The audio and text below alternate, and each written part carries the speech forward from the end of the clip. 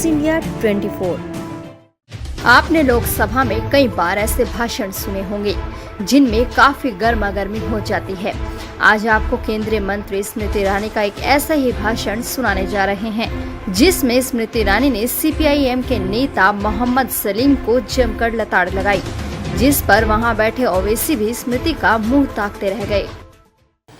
सलीम साहब की तरह मैं शायर नहीं, लेकिन मैं याद करती हूँ सुषमा जी का वो भाषण जिसमें उन्होंने कहा था तू इधर उधर की बात ना कर, ये बता कि कारवां किसने लूटा। और आज इस सदन ने देखा कि जिन लोगों ने कारवां लूटा वही इंसाफ की दुहाई दे रहे हैं कि देश एक है तो कानून एक होना चाहिए, और इसका समर्थन मैं करूंगा। शायद सदन के इतिहास में पहली बार घुमा फिरा कर ही सही, लेकिन सलीम साहब ने यूनिफॉर्म सिविल कोड का समर्थन किया, इसलिए उनका मैं अभिनंदन करती हूँ। आज इस सदन में 1986 का वो कानून ये कहता है कि इद्दत की मुद्दत तक ही मेंटेनेंस मिलेगा, और सुप्रीम कोर्ट ने कहा था कि आजीवन अगर महिला को छोड़ दिया जाए तो उसे मेंटेनेंस देना पड़ेगा। तो ये सवाल आज उनके लिए है जो इंसाफ की दुहाई देते हैं कि जब इनके पास वक्त था तब इन्होंने तलाके बिद्दत को गैर कानूनी करार क्यों नहीं दिया इस सदन में, इस संसद में। आज जो लोग कहते हैं कि जल्दी क्या है क्योंकि सुप्रीम कोर्ट फैसला सुना चुकी है, उनसे कहना चाहती हूं कि 477 बहनें आज भी है हिंदुस्तान में जो सुप्रीम कोर्ट की जजमेंट के बाद भी तलाके बिद्दत की शिकार हुई हैं। अगर एक ही बहन के साथ इस प्रकार का अन्याय हुआ तो इस सदन की हम सबकी ये जिम्मेदारी है कि हम उस बहन को न्याय दिलवाएं। आज ये निवेदन आपके सम्मुख में रखना चाहती हूं। कुछ लोगों ने ये भी कहा कि ये एक सिविल मैटर है, इसको क्रिमिनलिटी की दृष्टि से क्यों देखा जाए। इस देश ने वो मंजर भी देखा जब ये कहा गया कि अगर दहेज लिया जाता है, दिया जाता है तो लेने वाले और देने वाले को परेशानी नहीं, ये एक सिविल मैटर है, इसमें कानून का क्या काम। फिर भी इस सदन ने डाउरी को क्रिमिनल दृष्टि से देखा और कानून स्थापित किया। वो लोग जो कहते हैं कि मुस्लिम समाज में शादी तो बस एक कॉन्ट्रैक्ट है, उस कॉन्ट्रैक्ट को, और मैं तो स्तब्ध हूं महोदय कि सलीम साहब को ये लगा कि अगर कुरान में से मीनाक्षी लेखी ने कुछ अंश सदन के सम्मुख सम्मान सहित प्रस्तुत किए तो वो मजाक की बात है।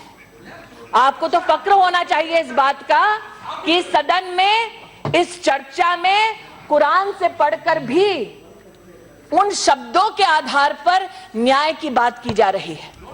हिंदुस्तान की आवाम जानती है कि अगर कॉन्ट्रैक्ट रद्द करना हो तो यूनिलैटरली कोई भी कॉन्ट्रैक्ट रद्द नहीं होता, और अगर कॉन्ट्रैक्ट रद्द होता है तो उसके कॉन्सिक्वेंसेस होते हैं और वो इक्वल शर्तों पर रद्द किए जाते हैं। आज ये सदन इस बात का फक्र कर सकता है कि सुप्रीम कोर्ट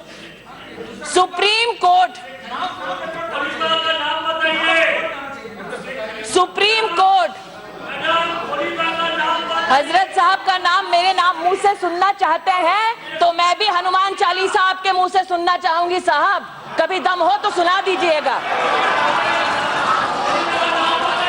मैं इतना कहना चाहती हूँ, हजरत साहब का नाम मेरे नाम मुंह से सुनना चाहते हैं तो मैं भी हनुमान चालीसा आपके मुंह से सुनना चाहूंगी। साहब कभी दम हो तो सुना दीजिएगा।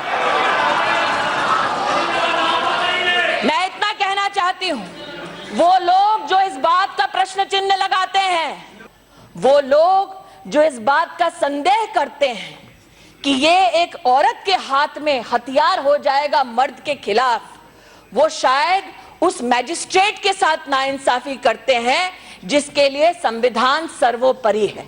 मैं इतना ही कहना चाहती हूं कि कानून मंत्री जी जो यहां विराजित हैं, प्रधानमंत्री जी को विशेष अभिनंदन इसलिए क्योंकि आपने राजनीति के मकसद से नहीं बल्कि इंसाफ के मकसद से इस बिल की शुरुआत की, इस कानून की शुरुआत की।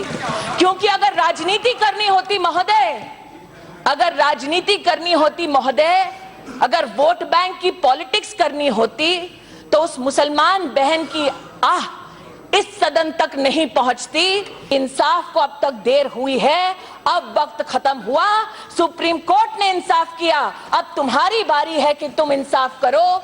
Sir, this particular talaq-e-biddat has been found bad in theology, found bad in the eyes of the Supreme Court. I beseech this house to find it bad in legislation also. इस खबर में बस इतना ही। खबर अच्छी लगी तो लाइक करें, अपने दोस्तों के साथ शेयर करें और ऐसी ही ट्रेंडिंग खबरें पाने के लिए हमारे चैनल को सब्सक्राइब करना ना भूलें।